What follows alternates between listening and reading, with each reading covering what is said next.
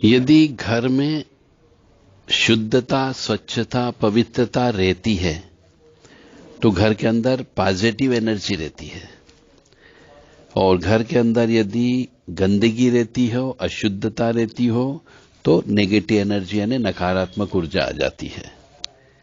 अब सबसे पहले नकारात्मक ऊर्जा आने का कारण, जो बेसिक चीज है, वो ये है कि मनुष्य सूर्य उदय के पहले उठ जाए। सूर्य उदय के पहले उसको उठ जाना चाहिए, पूरे परिवार के सभी सदस्यों को, तो नकारात्मक ऊर्जा नहीं आएगी। अब यदि चाहे अपन 4 बजे तक भी काम कर रहे हो, पढ़ रहे हो, फिर भी अपने को 2-3 घंटे सो करके सूर्य उदय के पहले उठ जाइए, फिर बाद में आप सो जाओ 8 बजे के बाद, 9 बजे के बाद, तो इससे पिता का अपमान नहीं होता, पितृ का अपमान नहीं होता है। क्योंकि सूर्य जो है वह पिता का प्रतीक है, सूर्य। और यदि आप पिता का अपमान करोगे, यानी अपने बाप का अपमान किया, तो कोई भी बालक यदि अपने पिता का अपमान करता हो तो वो कभी भी सुखी नहीं रह सकता। क्योंकि उसको हो सकता है पिता उसको धन संपत्ति न दे, हिस्सेदारी न दे, उससे नफरत करने लगे, पितृदोष की उत्पत्ति होती है इससे। इसलिए सबसे पहले अपनों को सूर्य उदय के पहले उठ जाना चाहिए। फिर आपको 10 बजे सोना हो तो फिर सो जाओ, नींद आ रही हो तो खाना खा के नाश्ता करके फिर सो जाइए, कोई दोष नहीं लगता है। दूसरा सबसे बड़ा दोष उत्पन्न होता है नकारात्मक ऊर्जा का, कि हम सूर्य नारायण भगवान जिधर से उगते हैं न पूरब की तरफ पैर रख करके सोते हो, तो भी अपमान माना जाता है। तो वास्तुशास्त्र के अनुसार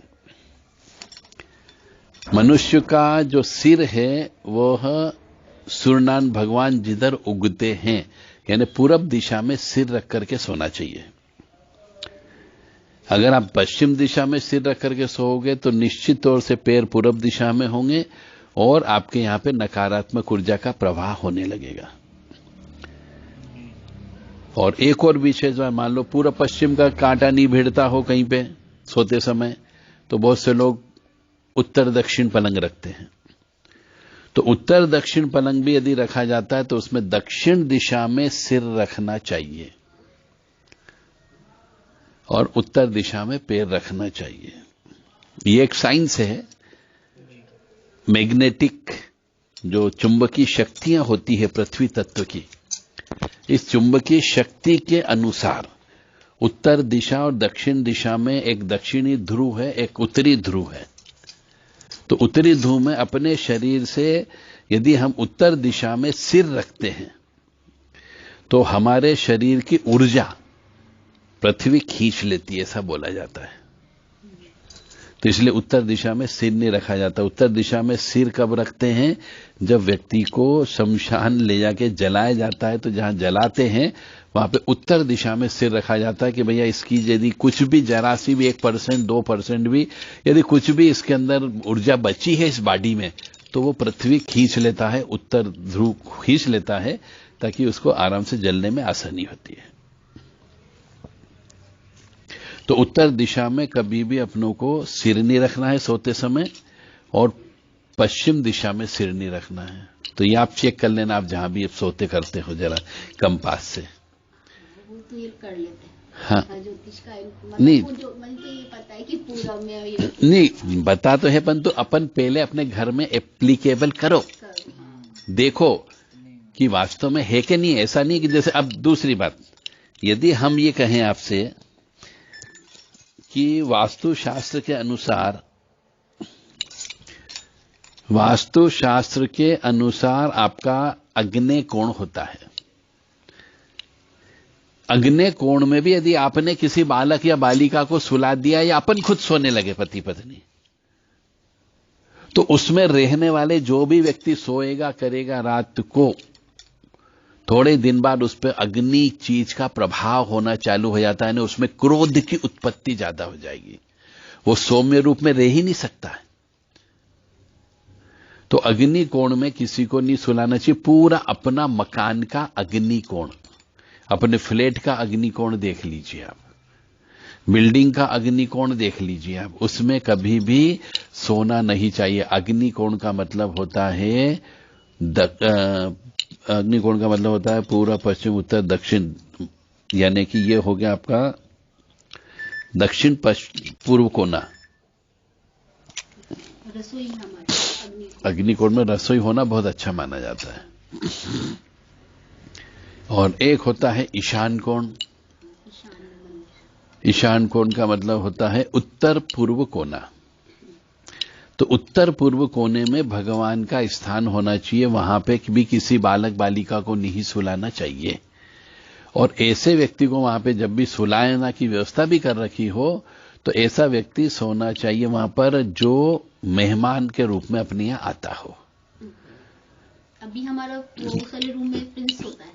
हाँ, तो ये गलत है। बेटी को सुला दे। हाँ, बेटी को सुला दो। नहीं जाएगी, पर वो अभी बहुत जल्दी उसका प्रेम संबंध कहीं ना कहीं बन जाएगा और चली जाएगी। तो कम लोग सो जाए, 3 कमरे ना हमारे। नहीं, देखो मेन मालिक जो होता है, मेन मालिक को दक्षिण पश्चिम कोने में सोना चाहिए। हाँ, वो हमारे यहाँ, हम उसी में सोते हैं। बस तुम वहीं पे सोते रहिए, वहां से कंट्रोलिंग रहता है पूरे परिवार का।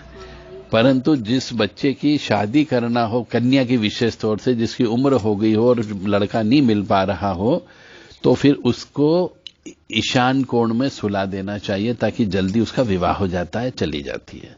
अब आपने बच्चे को ही सुला दिया उस ईशान कोण में, मान लो, तो बच्चों को सुला जाता है, ये बच्चा वहां पे ठीक तरीके से नहीं रह सकता, ये आपसे दूर जाना ही जाना है। क्योंकि ईशान कोण जो होता है ये गुरु तत्व का मतलब मंदिर है। बेसिकली ईशान कोण का मतलब हो गया पूजा स्थल, पूजा का स्थान। और पूजा का स्थान किसको बोलते हैं? गुरु को बोलते हैं। तो गुरु तत्व का स्थान है वहां पर।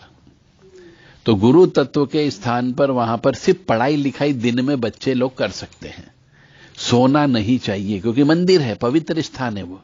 गुरु का स्थान जो होता है पवित्र होता है, उस पर सोना नहीं, सोओगे तो गलत हो जाएगा। तो उस कमरे में ये पढ़ाई लिखाई करे कोई दिक्कत नहीं, बिटिया पढ़ाई लिखाई करे कोई दिक्कत नहीं, पर सोना नहीं चाहिए। हाँ, तो ये भी अगर इसका वहां पे सोने का है तो ये भी आप इसको चेंज करना पड़ेगा आपको।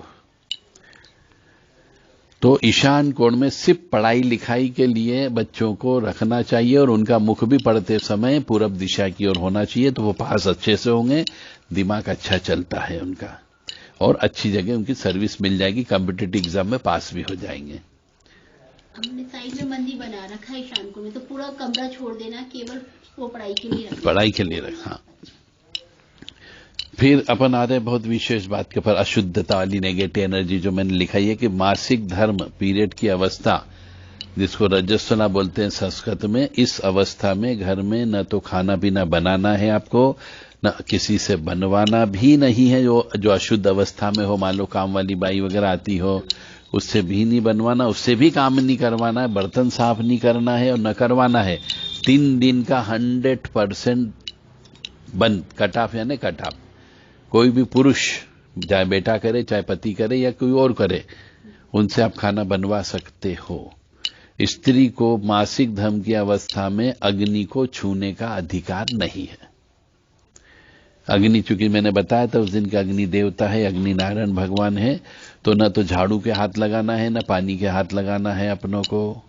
इस बात का ध्यान रखो। तो जो अभी वर्तमान में जो परिस्थिति उत्पन्न हुई है, ये नकारात्मक ऊर्जा, जो अपन ज्यादा भगवान का ध्यान करने लगे, जैसे ये करने लगा, भगवान के ऊपर बातचीत करने लगा, भगवान की कृपा इसके ऊपर आने लग गई। बीच में अपने आपको कल की बोल रहा था, मैं तो कल की हूँ, कोई बात नहीं, रेगुलरली बोल रहा था कि हाँ, मैं तो हूँ, कर रहा था। हाँ, तो वो उनका तो उनका प्रभाव इनके ऊपर आ गया होगा, तो वो चीज रहती है, वो कोई दिक्कत नहीं। अब कोई कल की नहीं, वो प्रभाव खत्म हो गया। तो मैं क्या बोल रहा हूं, इसको ईशान कोण में रखने की वजह से तकलीफें हो रही है, अब इनका स्थान बदलता पड़ेगा। ठीक है। हाँ, तो शुद्धता, स्वच्छता, पवित्रता, 3 चीजों का ध्यान रखना है। घर के अंदर यदि हम मीट बनाते हैं, मांस बनाते हैं, खाते पीते हैं, शराब पीते हैं मान लो, तो कुछ देर के लिए सभी एग्जॉस्ट फैन जितने भी हो, दरवाजे खिड़की खोल देना चाहिए, उससे उसकी स्मेल निकल जाती है। कि जहां पर सुगंध होगी वहीं पर ही पॉजिटिव एनर्जी आती है। मतलब अब इससे हम ये कहेंगे कि भैया तो इत्र लगाना प्रारंभ करो, तो पॉजिटिव एनर्जी और बढ़ेगी। सुगंधित द्रव्य जहां रहते हैं, जैसे हवन करते थे, इससे सुगंध होती, क्योंकि अपन पेड़ पौधे, वृक्षों की छाल, वृक्षों की पत्तियां, टहनियां, सबका बारीक चूरा उसके अंदर डालते हैं, तो इससे सुगंधित द्रव्य निकलता है। सुगंधित धूप निकलती है, कह लीजिए हवा निकलती है, धुआं निकलता है, उसी से ये शक्तियां जो है प्रसन्न होती है। तो इत्र लगाने से भी अच्छी शक्तियां अच्छा प्रभाव देती है। तो घर की जो अपन जब फ्राई करते हैं, जैसे लहसुन का फ्राई किया, प्याज से फ्राई किया, तो इससे क्या होता है, घर के अंदर जो पॉजिटिव एनर्जी होती है वो घर से दूर चली जाती है उस समय के लिए, जब तक कि लहसुन की छोक लगता है। क्योंकि ऐसा कहा गया है कि लहसुन को, ये जो प्रेत आत्माएं होती है, ये इसमें जो नेगेटिव एनर्जी वाली होती है, उनको ये लहसुन की बदबू बड़ी अच्छी लगती है, परंतु पॉजिटिव एनर्जी वाली जो चीज होती है उन्हें ये बदबू बिल्कुल पसंद नहीं करती है। हम लोग तो जब खाना बनाते थे, जैसे कि वो श्राद्ध तो नहीं, श्राद्ध में भी मैंने बनाया, तो श्राद्ध में ये खाना बनाया जाता है तो हम तो लहसुन का बनाते थे। नहीं, बिल्कुल नहीं बनाना चाहिए। 15 दिन में जो करती थी अमावस, उसमें भी मैं लहसुन का बिल्कुल नहीं बनाना चाहिए। हम इनकी सोच थी कि हमारे पूर्वज खाते थे तो अपन भी ना, बिल्कुल नहीं। मतलब लहसुन प्याज बना सकते। पितरों को सबसे ज्यादा जो चीज चढ़ाई जाती है शास्त्र संबंधित, चाहे आप कुछ भी खाओ पियो, सिर्फ उनको खीर, दूध से बनी हुई खीर चाहिए। वो उनको उसमें भी कंडे पर भी वही छोड़ना चाहिए, और उनके निमित्त यदि किसी को खाना भी खिला रहे तो उनको खीर अवश्य खिलाना चाहिए। खीर, पूड़ी, भजिए, या फिर कहीं कहीं पे दाल बाटी चूरमा, पितरों को ये लगता है। बस हमने कई मनुष्यों को ऐसा देखा है जिनके यहाँ जन्मजात शुरू से ही, बचपन से ही उनने बच्चों को और स्वयं ने भी जो है मांस खाया पिया, अब वो मर गए। तो एक हमारे पास आए बड़े विद्वान आदमी, वो कहे कि साहब गुरुजी हमारे कल जो है पिताजी की वो आ गई है तिथि, श्राद्ध पक्ष चल रहे हैं, आप कहो तो हम डीप फ्राई फिश बनवा लें और बंटवा दें जरा 150 व्यक्तियों में, ताकि हमारे जो पुरखे हैं वो सब जो है तृप्त हो जाएंगे।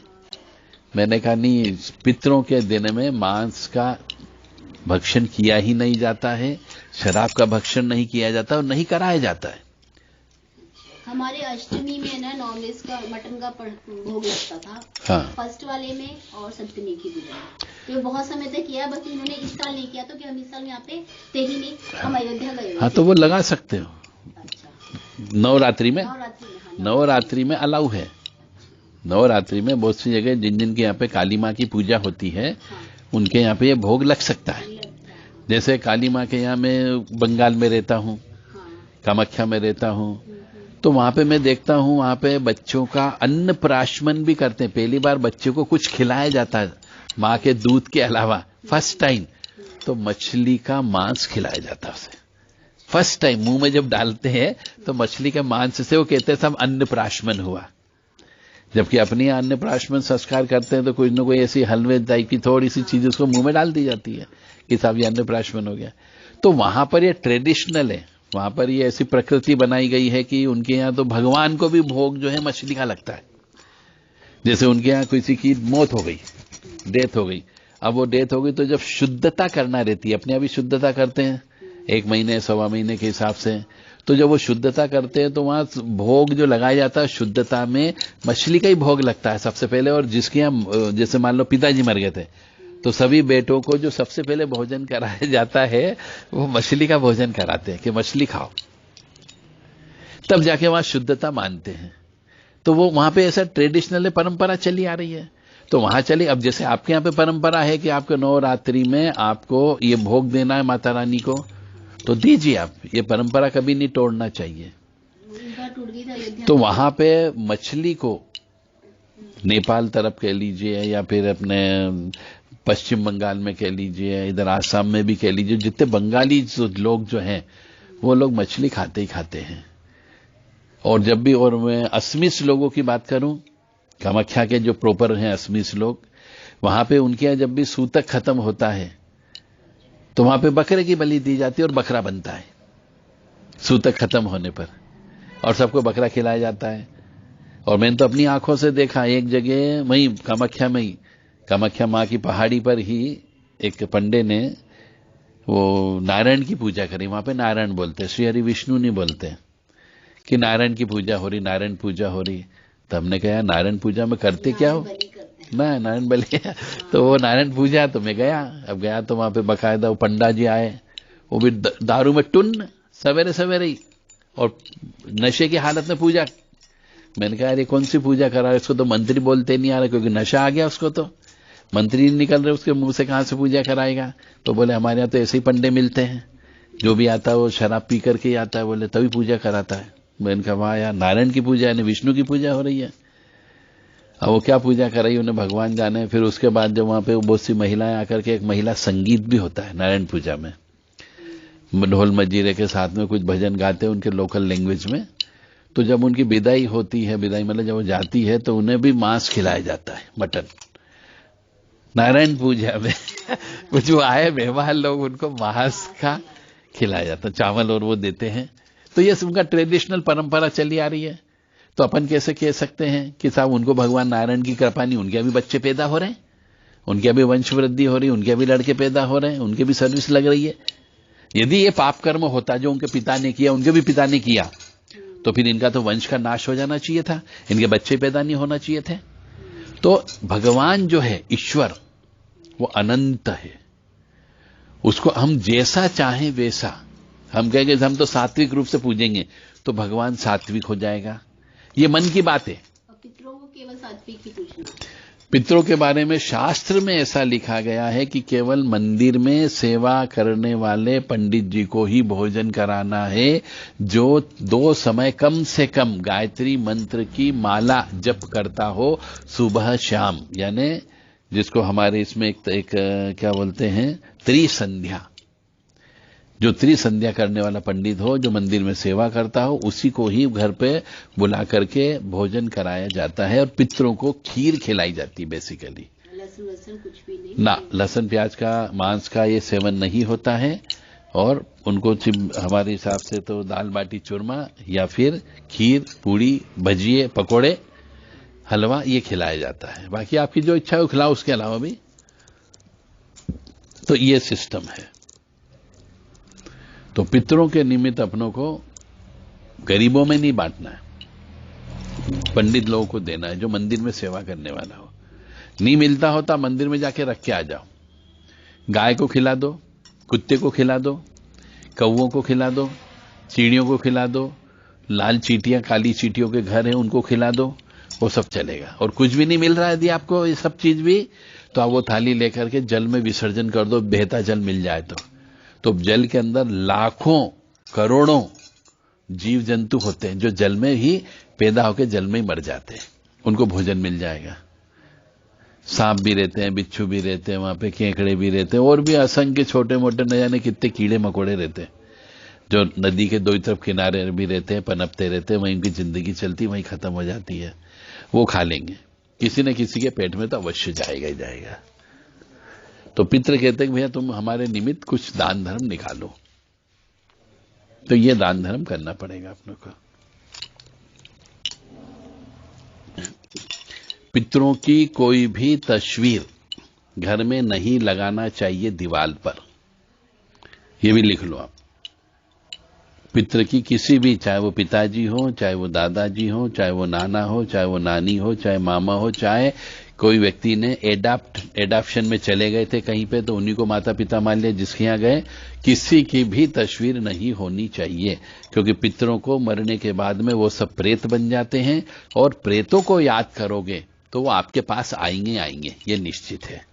उनका अगला जन्म नहीं होगा, उनकी मुक्ति नहीं होगी, उनका मोक्ष नहीं होगा, तो वो फिर अल्टीमेटली आपको ही परेशान करेंगे। जो ज्यादा याद करता है उसी को ही परेशान करते हैं। हम उनको अपने केवल मन में रखें, जब भी इच्छा करे अपने मन में से बोल के उनको याद करें। याद कर ना, हटा दो, फोटो हटा, पूरी जगह बना रखी। नहीं बिल्कुल। पितरों के निमित्त घर के अंदर कोई भी दूध नहीं चढ़ाना चाहिए, क्योंकि पितरों की पूजा यानी प्रेतों की पूजा घर में नहीं की जाती है।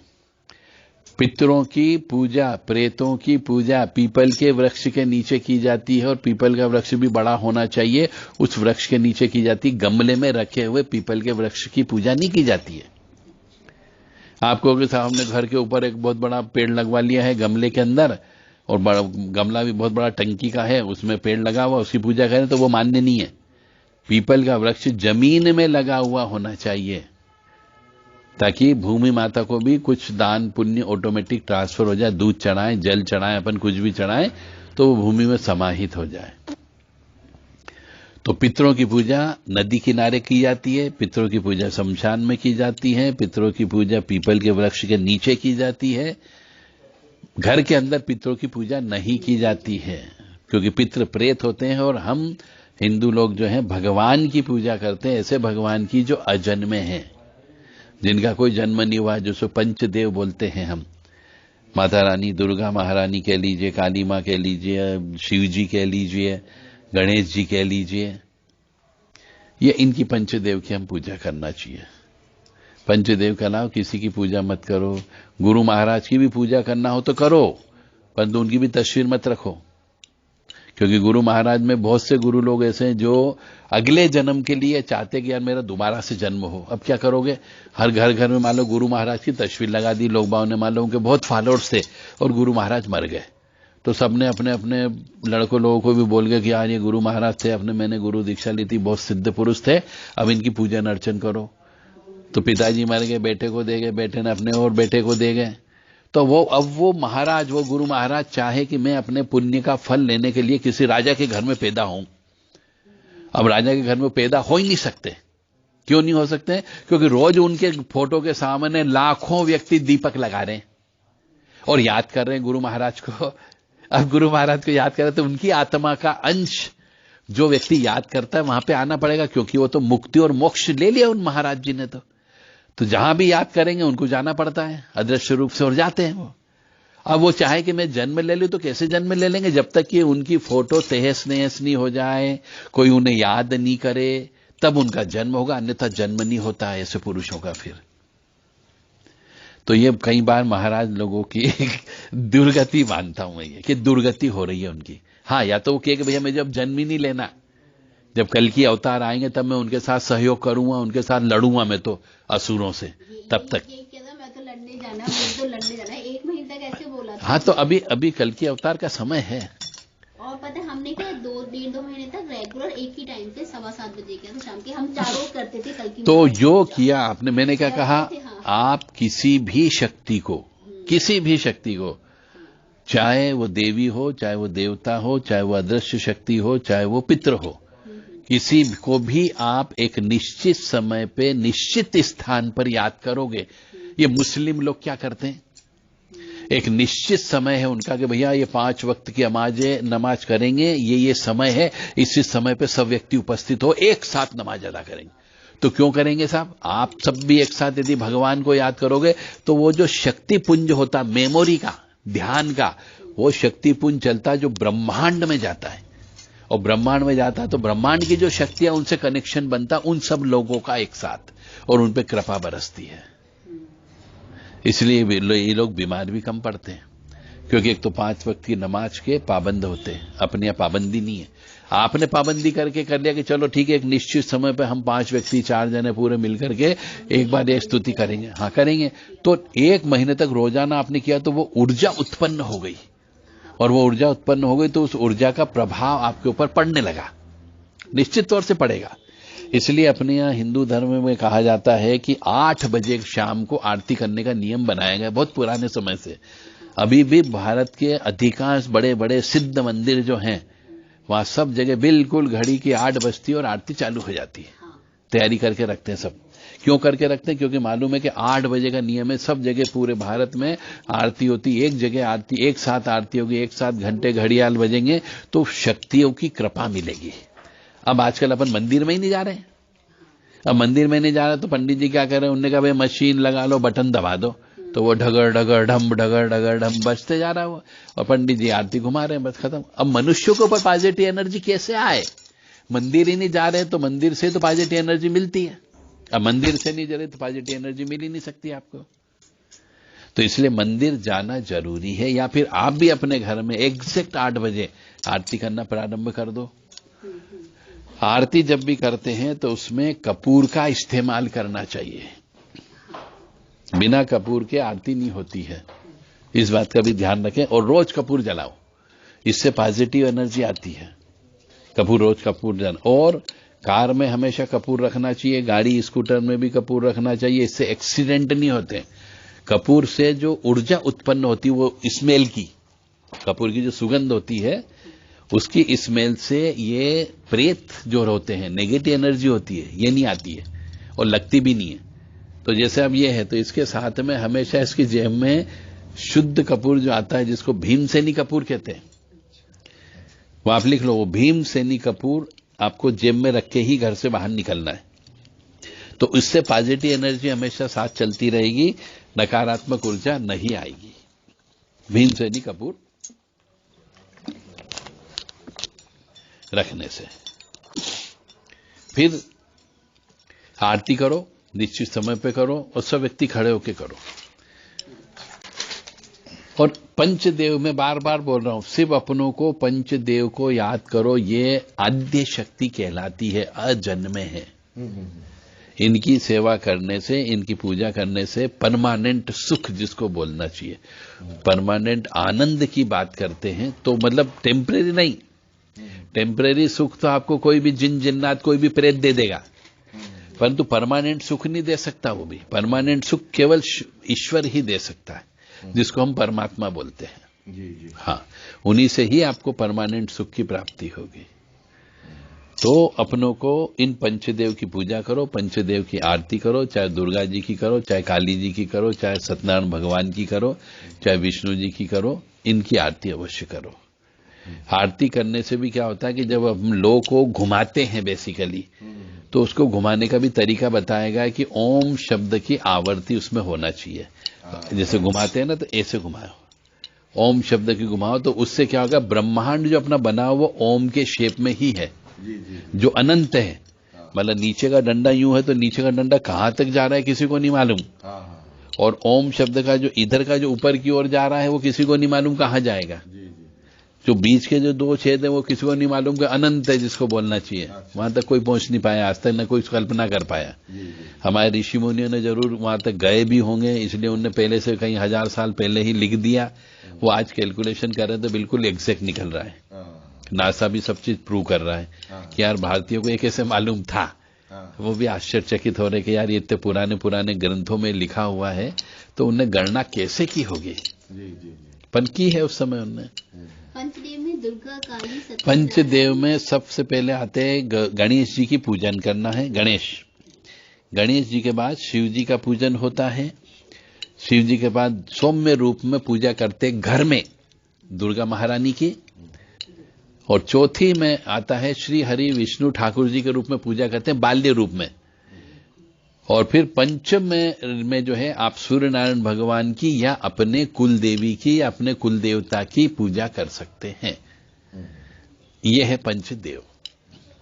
मैं महाराज अभी तक सूर्य की सबसे पहले कर रहा हूं। हाँ, तो कोई बात नहीं, करो, किसी की भी करो, पर 5 देव की पूजा करना। बाकी इसके अलावा घर जैसे आप काली माँ की पूजा करना तो घर पे मत करो, क्योंकि वो उग्र देवी है। इसलिए घर के अंदर दुर्गा महारानी की पूजा की जाती है, सौम्य रूप वाली। और कृष्ण जी की भी पूजा करना है, ठाकुर जी की भी पूजा करना है आपको, तो राधा कृष्ण वाली मूर्ति की पूजा मत करो जो खड़े रूप में रहते हैं ना, उनकी पूजा नहीं करना। अपनों को लड्डू गोपाल की पूजा करने का नियम इसलिए बनाएगा कि हम भगवान श्री हरि विष्णु जी को कृष्ण रूप में, बाल्य रूप में ही देखना चाहते हैं। बस बड़े रूप में आप देखोगे तो श्री कृष्ण जी ने क्या क्या किया, वो घटनाएं आपके साथ भी घटित होने की संभावना रहेगी। यानी साम दाम दंड भेद का प्रयोग अपने जीवन में आपको करना पड़ेगा। अच्छा। तो वो पाप कर्मों से बचने के लिए अपने यहाँ पे बोला गया कि भैया छोटा सा आसन बनाओ और ठाकुर जी को इस रूप में, बाल्य रूप में आप पूजो, जिनसे कि सब लोग प्रेम करते हैं। बस इसलिए ठाकुर जी की पूजा करना है। तो ठाकुर जी की पूजा उस रूप में की जाती है। आज भी हम भागवत जी करते थे, हम राधा कृष्ण वाले कृष्ण जी को नहीं रखते। और श्रीमद् भागवत कथा महापुराण में जो 18,000 श्लोक हैं, उस श्लोक में कहीं पर भी राधा जी का नाम नहीं आया, एक भी जगह। जब 18,000 श्लोक लिखे गए हैं, 500 पेज का वो ग्रंथ लिखा गया है, तो उसमें राधा जी नहीं है कहीं पर भी। यानी कि ये राधा जी नाम की जो शक्ति है ये इनविजिबल है। कहीं से कहीं तक अस्तित्व में नहीं है। हाँ, मतलब अब इसको राधा शब्दों को आप कह लीजिए परा प्रकृति शब्द है ये, बस।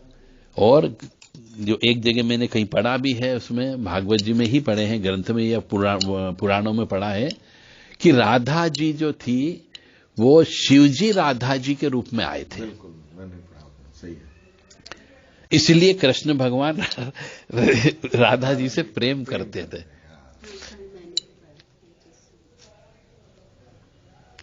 परंतु राधा जी का नाम कहीं पर उस पूरे पुराण में नहीं है, इसलिए नहीं आया कहीं पर भी, क्योंकि उनने वो लीलाएं नहीं की जो लीला के लिए कृष्ण जी को उत्पन्न किया गया था। बेसिकली राक्षसों का वध करना था और उसकी धर्म की स्थापना करना थी और समझाना था कि धर्म क्या होता है, इसके लिए उनको बना गया। मतलब उनकी जो कहते हैं कृष्ण की शक्ति राधा है जी। अब शक्ति का मतलब शिव जी। तो बिना उनके वो काम ही नहीं कर सकते थे, इसलिए उनको पहले शिव को आना पड़ा, फिर कृष्ण आए, ऐसा उसमें नियम है। जैसे हनुमान जी पहले आए और फिर राम भगवान बाद में, बिल्कुल का भी भोग है। हाँ, उस युग में भी ऐसे ही था। हाँ, द्वापर में भी ऐसे ही हुआ है। तो ठाकुर जी की पूजा करो लड्डू गोपाल के रूप में, छोटे बालक के रूप में, उनको जो है माखन मिश्री का भोग लगता है वो लगाओ और प्रसन्न उनको, बस सीधी सीधी बात है, बाल्य रूप में है तो उन्हें शास्त्र कहता है कि जितना आप उनको सजा सको उतना सजाइए, उनसे प्रेम करिए। सजाने का मतलब है मुकुट है, चूड़ियां हैं, पायल हैं, कपड़े हैं, मोती की माला है, वो ये सब उनको पहनाते रहिए, चेंज करते रहिए, ये सेवा है उनकी बेसिकली। और यदि शक्ति की पूजा करोगे तो हवन करना पड़ता है। ठाकुर जी की पूजा में हवन की जरूरत नहीं पड़ती है, वो प्रेम के भूखे हैं, वात्सल्य के भूखे हैं, उन्हें प्रेम चाहिए केवल, इसलिए हम बाल रूप में उनकी पूजा करते हैं प्रेम के लिए। परंतु यदि हम शक्ति की पूजा करेंगे तो उन्हें हवन चाहिए, जैसे मां भगवती दुर्गा जी की करोगे तो उनके लिए साल में 2 बार तो हवन करना ही करना पड़ेगा, दुर्गा सप्तशती का। काली जी की पूजा करोगे मंदिर में जाके, घर में नहीं करना काली जी की पूजा। हनुमान जी की पूजा घर में नहीं करना। आप पाठ कर सकते हो, जप कर सकते हो, सब कर सकते हो, पर मूर्ति रख करके पूजा मत करो, प्राण प्रतिष्ठा करा के पूजा मत करो। उनकी पूजा मंदिर में जाओ, जगह जगह मंदिर बने हैं, वहां जाकर के खूब पूजा करो, आप कोई आपत्ति नहीं, बड़ी कृपा मिलेगी आपको, चाहे काली मां हो, चाहे हनुमान जी हो, चाहे भैरव जी हो। इन तीनों उग्र देवता हैं और इन तीनों की पूजा घर में नहीं करते, क्योंकि घर के अंदर हमें सुख चाहिए, शांति चाहिए, ऐश्वर्य चाहिए, इज्जत चाहिए। और जहां पे क्रोध आएगा वहां पे हमें ये चारों चीजों से हम रुखसत हो जाएंगे, चारों चीज हमारे पास नहीं होगी। इसलिए कहते हैं कि भैया जिंदगी जो है शांति से गुजारो, बिना क्रोध के गुजारो। क्रोध करोगे तो नुकसान होगा, क्योंकि क्रोध अंधा होता है। हाँ, तपन चल रहे थे पितरों के ऊपर, तो पितरों की कोई तस्वीर नहीं रखना है।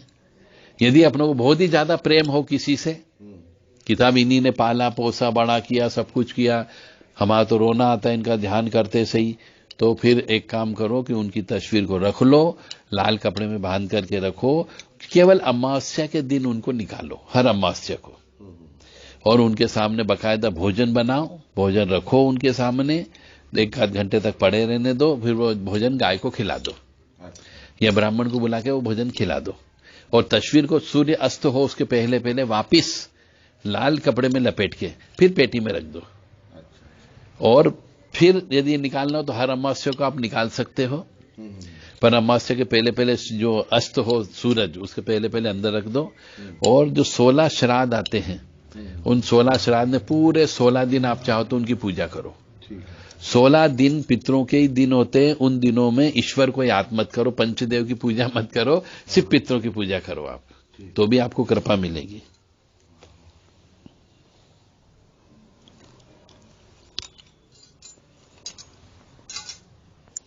भगवान के स्थान में, जो भगवान का स्थान होता है, जैसे मैं बोल रहा हूं कि पंचदेव के अलावा बाकी कोई भी तस्वीर नहीं होनी चाहिए।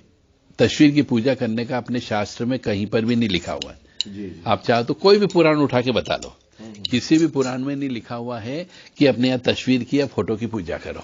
जी।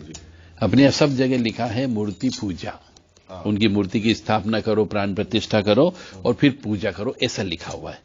तस्वीर शब्द कहीं पे नहीं है। वैभव लक्ष्मी की पूजा करते हैं तो हम क्या मन से समझ लें या फिर फोटो खिला दें जो हमने ऐसे वैभव लक्ष्मी की लगाई? सिर्फ वैभव लक्ष्मी की पूजा करना है आपको। दुर्गा महारानी को रखो सामने, उन्हीं में ही लक्ष्मी जी को आह्वान करो।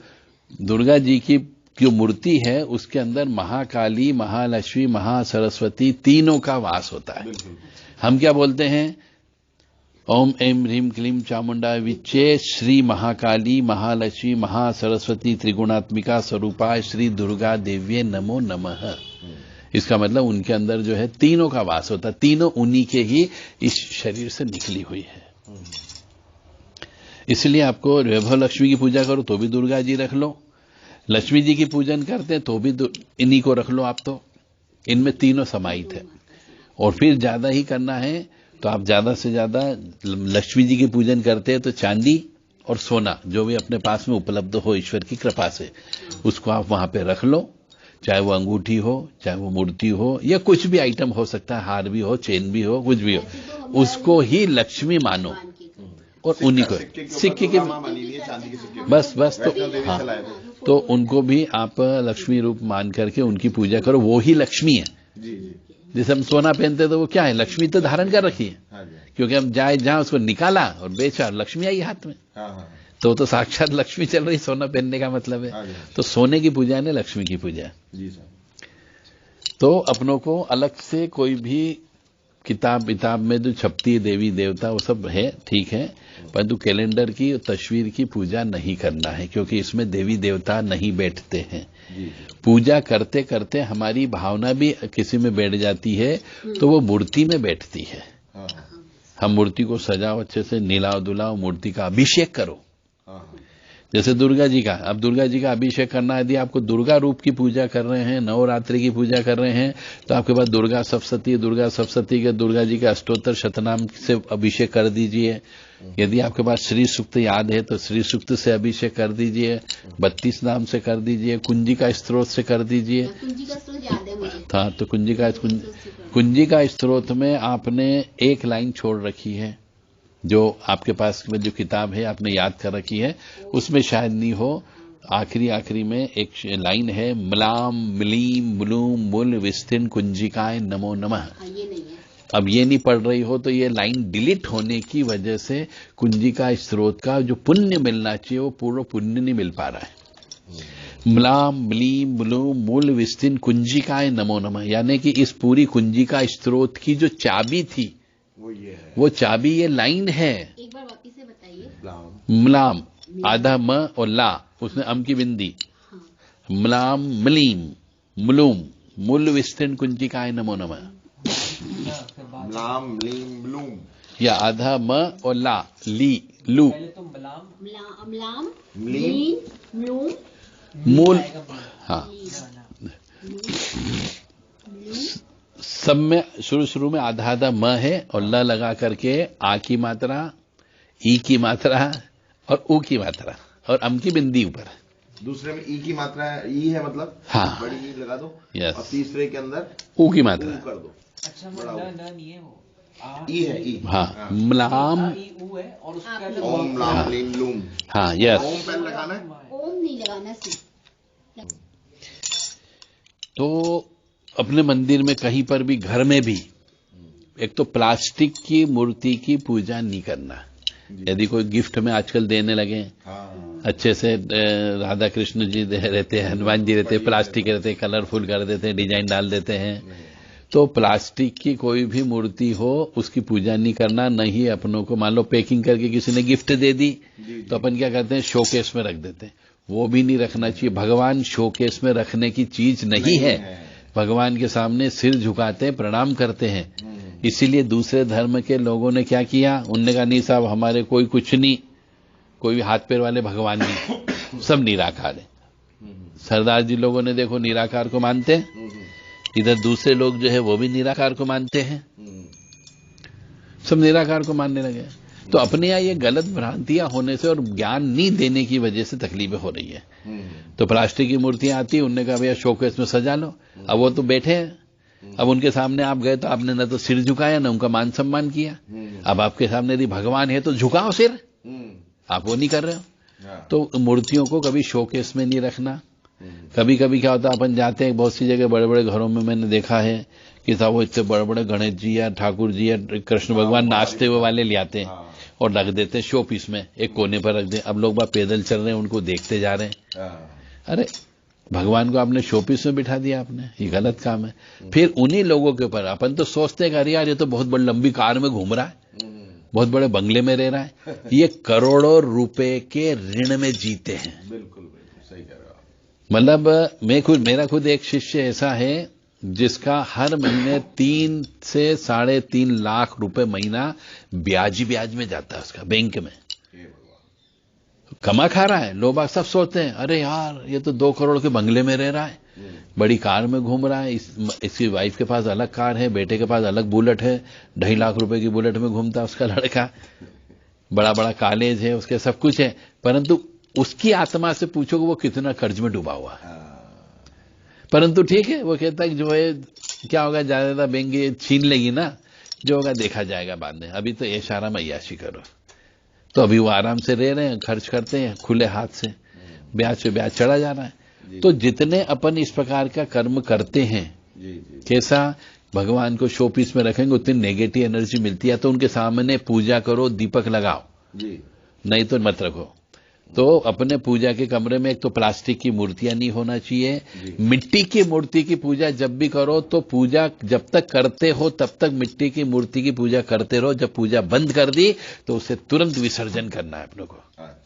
जैसे गणेश जी अपन लेकर के आते हैं, मिट्टी के गणेश जी, पीओपी के गणेश जी लेके आते हैं, तो उनको लाओ, जितने दिन अपने को पूजा करना हो करी, और तुरंत उनको उठा करके किसी मंदिर में या पानी में विसर्जन कर दो।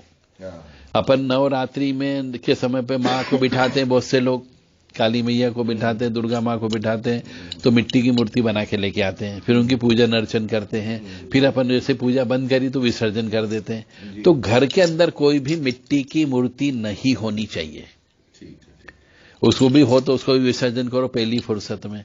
अपने यहाँ पे सिर्फ पंच धातु, त्रिधातु या सिंगल धातु, अष्ट धातु की मूर्ति की पूजा करने का विधान है। और पंच धातु और अष्ट धातु की इसलिए ज्यादा पावरफुल हो जाती क्योंकि उसके अंदर जो है चांदी सोने का मिश्रण भी होता है। तो कहते हैं भैया सोना भी पवित्र है, चांदी भी पवित्र है, इसलिए उसकी पूजा करनी चाहिए। इसलिए अपने यहाँ अष्ट धातु की मूर्ति का रिवाज है। और बहुत से मंदिरों में पुराने जमाने में जो राजा महाराजाओं ने मूर्तियां बनाई वो अष्ट धातु की ही बनी हुई है, और बहुत महंगी महंगी बनती थी वो, इसीलिए। तो अपन भी यदि हो सके तो पीतल की लाओ, ये पैसे ज्यादा कोई दिक्कत नहीं, पीतल की ले आओ, त्रिधातु की बनवा लो चाहो तो, परंतु धातु की ही होनी चाहिए और ठोस मूर्ति होनी चाहिए, पोली मूर्ति नहीं होनी चाहिए। अभी हमारे पास गणेश जी की बहुत तरह की फोटो पड़ी है, चारों तरफ फोटो क्या मूर्तियां बहुत सब हटा देंगे। और किसी को गिफ्ट में भी देने नहीं चाहिए भगवान की फोटो, नहीं मत दो, फोटो भी मत दो। फोटो का मतलब तो अपन जब कह रहे हैं हम मूर्ति भी क्योंकि वो पूजेगा नहीं पूजेगा मालूम नहीं, अपने को ही लगेगा क्योंकि उन्होंने खरीद के दिए। गिफ्ट में देखो हम तो क्या करते हैं, ऐसे तो मैं जाता ही नहीं उस शादी ब्याह में, बिल्कुल बढ़िया, न बर्थडे में जाता हूँ, कई साल हो गए मेरे को, मतलब कई साल का मतलब शायद याद ही नहीं कब गया था मैं। कार्ड वार्ड सब आते हैं, पर मैं कहता भैया वहां का खाना अशुद्ध होता है इसलिए मैं नहीं आ पाऊंगा, और आशीर्वादी वाली बात है तो आशीर्वाद तुम्हारे घर पे आके हम दे देंगे, अभी तो तुम बहू को ले आओ, ठीक है। तो हम इसलिए नहीं खाते पीते क्योंकि वहां अशुद्ध खाना बनता है, खाना पीना भी। तो हमको कभी देना भी पड़ गया तो हम क्या करते हैं, रामायण जी हमने पैक करा ली गिफ्ट के रूप में, शिव पुराण पैक करवा के रख लिया। तो लड़की की शादी हो रही तो हम उससे कहते हैं भैया ये किताब दे रहा हूं शिव पुराण, इसको पढ़ना, इस शिव पुराण के हिसाब से अपनी जिंदगी चलाएगी तो इसी घर में तेरी मृत्यु होगी अंतिम समय तक, और नहीं इसके नियम से नहीं चली शिव पुराण के अनुसार तो घर में उठल फुठल हो तो तुम मेरे पास मत आना। अगर इस नियम का पालन कर सकती हो जो इसमें लिखा है, तो उसके अंदर बकायदा लिखा हुआ कि जब विवाह हो रहा था, काली वो मैना देवी ने जो थी पार्वती मैया को बताया था कि विवाह के समय पे तुम्हें कौन कौन से नियम कानून का पालन करना चाहिए। तो शिव विवाह का बहुत अच्छा वृत्तांत उसमें दिया है।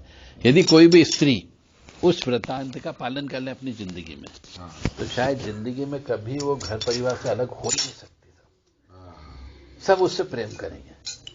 हाँ, परंतु अब करे तब और पढ़े तब। हाँ, जो भी मूर्तियां पड़ी हैं हमारे पास वो सब मंदिर में दे दें या विसर्जित कर दिया? अभी जो गणेश जी की और बहुत सारी पहले तो आप मंदिर में दिया पूजन अर्चन करके, पूजा कर लेंगे। हाँ, और वहीं पे अब चाहो तो एक अपने कंप्यूटर से प्रिंट आउट निकाल करके वहां चिपका दो, पंडित जी से पूछ करके कि भैया जिस किसी व्यक्ति को गणेश जी अपने घर पे नहीं हो और ले जाना हो तो यहाँ मंदिर से पंडित जी से संपर्क करें। तो पंडित जी से जिसके घर में नहीं होगा, बहुत से घर ऐसे जिन घर में लोग भगवान की पूजा ही नहीं करते हैं, तो ले जाएंगे गणेश जी मंदिर से उठा के, वहां पे पूजा होने लगेगी उनकी कम से कम घर में।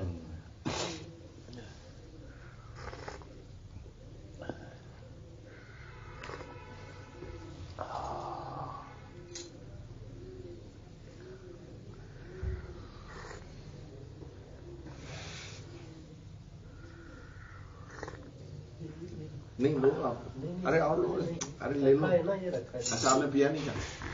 चाय और बना देते, एक लेंगे आप चाय? ये रखी ना, नहीं चाय रख दी मैं। चाय ही सही रहती है इस समय से, गले मैं इसलिए लाया कि तो खाना वाना खाया थोड़ा ठीक हो, इसलिए लाया।